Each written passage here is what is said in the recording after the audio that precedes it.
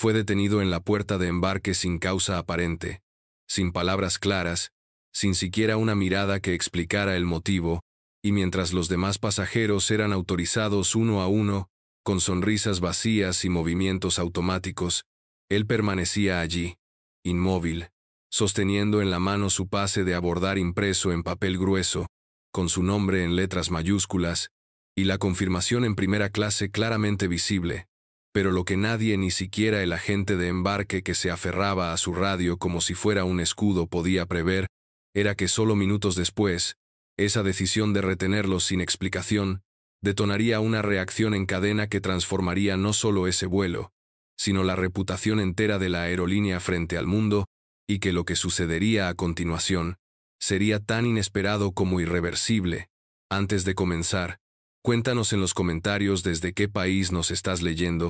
y si te gustan historias con giros impactantes como esta, no olvides compartir y suscribirte para más, porque lo que estás a punto de leer está basado en hechos que muchas aerolíneas desearían poder enterrar. El pasajero se llamaba Elihan Tokoso, y aunque su ropa hablaba con la sobriedad de un ejecutivo que sabe que no necesita ostentar para imponer respeto,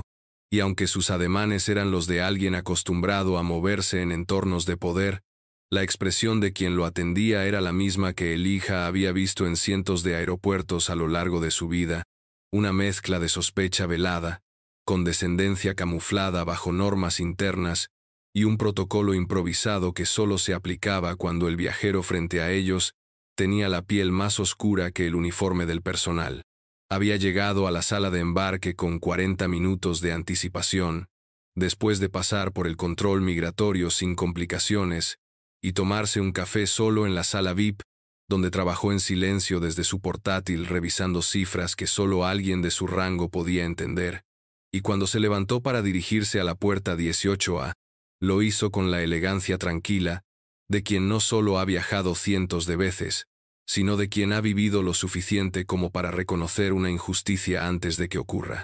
Fue recibido por una mujer joven, de cabello castaño recogido en un moño que parecía diseñado para aparentar autoridad, cuyo nombre Vanessa brillaba en una placa que parecía más grande de lo necesario, y que, tras escanear el pase de abordar con rapidez, frunció el ceño y lo miró como si acabara de descubrir una anomalía en el sistema, algo que no cuadraba con la imagen que esperaba ver asociada a ese número de asiento, a ese código de clase ejecutiva, a ese apellido que sin saberlo ella llevaba más peso en el mundo diplomático de lo que podía imaginar. «Señor No Tokoso», dijo, con una voz tensa que pretendía ser profesional, «su reserva está en revisión», y con esas pocas palabras lo apartó del resto, indicándole que aguardara a un lado sin ofrecerle ni una explicación más, sin mostrar en pantalla ningún problema técnico, sin consultar a ningún superior visible, mientras detrás de él seguían embarcando pasajeros que llegaban incluso tarde, que mostraban pases digitales incompletos, que no cumplían con ninguna de las normas que tan súbitamente se volvían obligatorias en su caso. Elijah no respondió de inmediato, no alzó la voz, no exigió nada, solo sacó su teléfono del bolsillo interno de su chaqueta de lino, desbloqueó la pantalla con el dedo pulgar y marcó un número que no necesitaba buscar en su libreta de contactos, un número que solo se marca cuando uno sabe que está siendo tratado como alguien invisible por quienes creen tener poder, y sin apartar la mirada del letrero luminoso que parpadeaba con el logo de la aerolínea, dijo 3 palabras que cambiarían el destino de todos los presentes. «Llama al mismo», y aunque su tono fue bajo, casi susurrado, la vibración que se generó en el aire alrededor de él no fue imaginaria, porque mientras colgaba con la misma serenidad con la que había marcado, algo intangible comenzó a moverse detrás del telón corporativo de la aerolínea, y lo que nadie, ni Vanessa ni su supervisor escondido en la oficina trasera, sabían, era que ese hombre, ese mismo, al que Elijah acababa de contactar, tenía más influencia sobre ese avión que el propio capitán. La sala de embarque parecía mantenerse en su rutina habitual, con pasajeros que consultaban relojes, revisaban sus teléfonos, y agentes de la aerolínea que continuaban escaneando boletos con sonrisas mecánicas, pero lo que nadie veía, lo que ni siquiera la supervisora a cargo del vuelo captó de inmediato, era que una única llamada realizada sin aspavientos desde la esquina más discreta de la terminal, había activado un protocolo silencioso que muy pocos dentro de la organización conocían, y mucho menos sabían cómo manejar, porque ese mismo hombre al que Elijah había pedido que llamaran no era un simple contacto ni un superior, sino alguien cuya presencia era suficiente para que ejecutivos en trajes de $1000 abandonaran reuniones sin terminar, y cuya voz incluso cuando hablaba despacio tenía la capacidad de derrumbar carreras construidas sobre siglos de privilegio. Mientras tanto, Vanessa seguía fingiendo normalidad, conversando por su radio con alguien del otro lado de la terminal, diciendo frases vagas como, sí, todavía está aquí, y no, aún no le hemos dado explicación, creyendo tal vez que bastaría con hacerle esperar unos minutos más hasta que el sistema le diera algún motivo para negar el embarque de manera más elegante, aunque en el fondo sabía que no había ningún problema real con el asiento DOSA, porque el sistema lo marcaba como confirmado, porque su nombre aparecía con una estrella de viajero prioritario y porque nada, absolutamente nada justificaba lo que acababan de hacer, salvo una percepción silenciosa, cobarde y cargada de prejuicio. Elijah, por su parte, se mantenía en silencio, observando a los demás sin emitir juicio, como si la escena ya la hubiera vivido tantas veces que su cuerpo la atravesara en modo automático, con una dignidad tan imperturbable que incomodaba más que cualquier reclamo. Y mientras las últimas personas abordaban y la cuenta regresiva del vuelo marcaba menos de 15 minutos para el cierre oficial, un hombre de traje azul marino sin insignias visibles se detuvo frente a la puerta de embarque sin saludar a nadie, sin pasar su pase por el lector, y con una credencial que apenas mostró durante medio segundo, pidió hablar con la supervisora general del embarque. Nadie entendía muy bien quién era. Algunos pensaron que sería del equipo de seguridad. Otros creyeron que tal vez era un ejecutivo de aeropuerto, pero lo cierto es que, desde el momento en que se acercó al mostrador y pronunció las palabras, ¿quién es Vanessa?, el ambiente cambió con la rapidez con la que cambia la presión cuando un avión entra en turbulencia, porque Vanessa levantó la vista, notó el tono seco con el que hablaba aquel hombre, y lo que vio en sus ojos no fue enojo, ni siquiera decepción, sino algo mucho peor, la certeza de que ya sabía exactamente lo que había pasado, incluso sin haber estado presente. «Ven conmigo, por favor», dijo él, sin levantar la voz, sin necesidad de repetir la orden, y Vanessa lo siguió por inercia, dejando su radio encendida sobre el mostrador, como si sus piernas supieran que negarse sería inútil. Y aunque caminaban despacio, a ojos de los demás parecía que el pasillo entre las puertas se abría solo para dejarlos pasar, como si el silencio supiera que estaba ante algo serio, como si incluso el edificio entendiera que ese momento iba a dejar cicatriz. Mientras tanto, Elijah observó sin moverse, sin cambiar su expresión, sin apartar la mirada del reloj digital colgado en la parte superior del pasillo, y aunque no lo mostraba, su teléfono vibró 2 veces con una notificación que decía solamente «recibido» y luego «protocolo iniciado». Y aunque esas palabras eran breves, para él significaban mucho más que una simple respuesta. Significaban que ya no era solo él contra el sistema, que ya no estaba solo en esa sala, y que, esta vez, lo que había comenzado como otra afrenta rutinaria, no terminaría en silencio. La supervisora fue llevada a una sala de servicio cerrada al público, una de esas habitaciones grises con paredes finas donde usualmente se reprenden empleados por llegar tarde, o se revisan cámaras en caso de extravío, pero esa vez no se trataba de un incidente común, ni de un pasajero difícil, ni de un simple error informático, sino de algo más grave, algo que iba escalando con cada segundo, algo que ella ya empezaba a sospechar, pero que aún no se atrevía a verbalizar, porque el hombre de traje que la condujo hasta allí no se presentó, no explicó su rol, no mostró insignias ni tarjetas de identificación, pero hablaba con una autoridad tan sólida, tan medida y tan limpia de exageraciones, que era imposible no entender que tenía acceso a una jerarquía superior, una que no se le explicaba al personal raso y que rara vez entraba en contacto con situaciones de embarque. ¿Podría explicarme por qué el señor Ntokoso fue detenido sin causa?, preguntó él, sin levantar la voz, pero dejando claro que no aceptaría rodeos ni adornos, y Vanessa, aunque intentó mantener el aplomo que aún le quedaba, supo en ese instante que todo lo que dijera sería verificado, registrado y, más importante aún, confrontado con pruebas que probablemente ya estaban en manos del hombre frente a ella,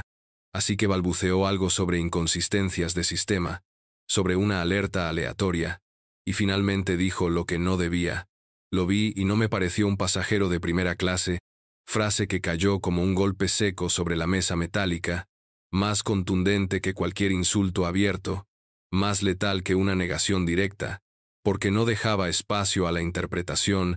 era el reconocimiento tácito de que había actuado por prejuicio, sin respaldo, sin consulta, sin revisar el historial del pasajero. Lo que Vanessa no sabía era que Elijah Tocoso no solo era un ejecutivo con conexiones, ni un pasajero frecuente con privilegios acumulados por millas de vuelo, sino que en ese momento estaba a punto de cerrar una operación multinacional con uno de los mayores fondos de inversión en transporte aéreo de Europa, un acuerdo que incluía la compra de participaciones estratégicas en 3 aerolíneas, una de las cuales era, precisamente, la que lo acababa de rechazar sin justificación, y que la llamada que había hecho minutos antes no fue a un abogado, ni a un defensor de derechos civiles, sino directamente al vicepresidente global de adquisiciones del fondo, el mismo hombre que ya había frenado acuerdos millonarios en cuestión de horas por situaciones mucho menos delicadas. Mientras tanto, en la sala de espera,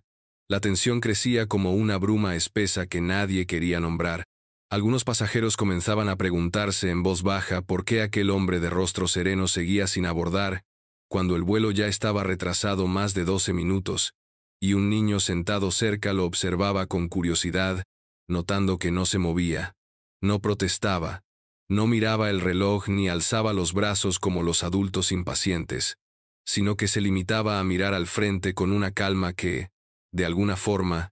imponía respeto. Fue entonces cuando la gerente del aeropuerto apareció, con pasos decididos y expresión dura, flanqueada por 2 hombres más, ambos con placas visibles y auriculares en la oreja, y sin decir palabra se dirigió a Elijah. Lo saludó con una leve inclinación de cabeza, y le ofreció abordar de inmediato, asegurándole que su asiento estaba disponible, y que todo había sido un malentendido del sistema. Pero su respuesta, suave y contundente, dejó helados a todos los presentes. No subiré a este avión, no hasta que se ofrezca una disculpa pública y se documente lo que ha ocurrido, porque si callo esta vez, no seré el último. Y aunque esa frase fue pronunciada en voz baja, se sintió como una explosión dentro de la sala, porque no era una amenaza, no era un berrinche, no era una queja de cliente, era una declaración de principios, y los principios cuando se defienden desde la verdad no se pueden ignorar, ni siquiera a 10 minutos del despegue. El silencio que siguió a la negativa de Elijah fue tan denso que parecía que el aire mismo hubiera decidido detenerse, y aunque las pantallas seguían anunciando embarque en curso, y los empleados fingían normalidad desde sus estaciones, lo cierto era que el centro de gravedad de toda la terminal se había desplazado por completo hacia ese único punto, hacia ese hombre que había sido tratado como un error pero que ahora era el único que no fingía nada, porque su decisión de no subir al avión no era impulsiva ni simbólica, sino estratégica, medida al milímetro, parte de una reacción que se había iniciado con 3 palabras y que ahora estaba en su clímax, en una oficina ubicada 3 pisos por encima, donde los cristales tintados impedían ver hacia adentro pero no hacia afuera. Un grupo de ejecutivos de la aerolínea convocados de emergencia, por la línea directa desde la oficina central en Zúrich, veían la escena a través de las cámaras internas, y lo que observaron no fue a un pasajero problemático ni a un caso aislado, sino a una bomba de tiempo mediática que podía estallar en cualquier momento y arrasar con su reputación de marca global, porque los detalles del incidente ya habían llegado a manos del Consejo de Inversión del Fondo Suizo, y en menos de 15 minutos, el nombre de Elijah N. Tocoso ya figuraba en todos los correos internos marcados como urgente, junto a una sola instrucción: neutralicen el daño. Ahora, mientras tanto, Vanessa seguía en la sala gris, sin saber que su audio había sido grabado por protocolo interno y que su rostro aparecía ya en capturas de pantalla enviadas por empleados anónimos que, cansados de ver ese tipo de tratos en silencio, decidieron romper la cadena de complicidad, y aunque ella intentó llamar a su supervisor directo, la línea fue desviada a una operadora que simplemente le dijo: «Recibimos la notificación, no se mueva de donde está», frase que no parecía amenaza, pero que traía consigo la pesadez de una decisión que ya no dependía de nadie en ese aeropuerto. Elijah, por su parte, se levantó finalmente de su asiento con la lentitud intencional de quien sabe que todos lo están mirando. Caminó hasta el mostrador, sacó su teléfono y sin pronunciar palabra lo colocó encima de la superficie de vidrio, mostrando en pantalla una única imagen: un correo electrónico con el asunto «Acción inmediata», enviado desde la dirección privada del presidente ejecutivo del fondo de inversión, y cuando la gerente del aeropuerto leyó el contenido, tragó saliva en seco al darse cuenta de que no se trataba de una queja pasajera, ni de una amenaza inflada, sino de una orden directa que ya estaba en movimiento. Y entonces ocurrió lo inesperado, lo que nadie, ni siquiera Elijah, había anticipado del todo. Una notificación urgente del sistema bloqueó todos los embarques de esa aerolínea en las próximas 2 horas, en 5 países diferentes, bajo el código «Auditoría inmediata por trato discriminatorio en proceso legal», algo que solo se había visto en casos de sabotaje o incidentes de seguridad, y que obligó a cancelar operaciones mientras el equipo jurídico externo ya se dirigía en vuelos privados a las sedes afectadas. El público no sabía lo que pasaba, pero algo se sentía diferente. Los empleados comenzaron a recibir llamadas que no sabían cómo responder, y en redes sociales empezaban a circular fragmentos de video captados por pasajeros que, sin entender del todo la gravedad de la situación, sabían que estaban presenciando algo inusual. Un hombre que había sido retenido injustamente ahora estaba, sin levantar la voz, poniendo de rodillas a una estructura entera que por años había creído ser intocable. Y Elijah, aún en el pasillo de la sala, simplemente giró la cabeza hacia una pasajera que lo había defendido minutos antes con una mirada de apoyo, y le dijo en voz baja, como si hablara consigo mismo: «A veces, hay que enseñarles que uno no vuela por cortesía, uno vuela porque tiene derecho». El aeropuerto entero parecía seguir funcionando. Las bandas transportadoras seguían girando. Los anuncios de altavoces seguían anunciando vuelos. Las cafeterías seguían sirviendo café recalentado a pasajeros distraídos, pero bajo esa superficie de normalidad, una operación de contención sin precedentes se estaba desplegando, porque mientras Elijah permanecía de pie, sin moverse, sin hablar, sin hacer nada más que existir con la dignidad intacta que le negaron al escanear su boleto, los niveles más altos de la aerolínea se enfrentaban a un pánico silencioso, no por la amenaza de una demanda, sino por algo mucho más inmediato y aterrador: la reacción de los socios del fondo, que ya habían suspendido toda conversación sobre futuras fusiones, anunciando una pausa por violación crítica de valores institucionales. En ese momento, en otra parte del mundo, en una sala de conferencias en Singapur donde se llevaba a cabo una reunión entre representantes del fondo y ejecutivos de la industria aérea del sudeste asiático, el nombre de Elijah apareció proyectado en una pantalla como parte de una presentación de riesgos reputacionales, y cuando el director regional del fondo tomó el micrófono para hablar, no se refirió al caso como una situación, ni como un incidente, sino como una falla estructural de carácter ético, una frase que en ese tipo de entornos tiene el peso suficiente como para cancelar contratos multimillonarios antes de que se firme el primer papel. Mientras tanto, de regreso en la terminal,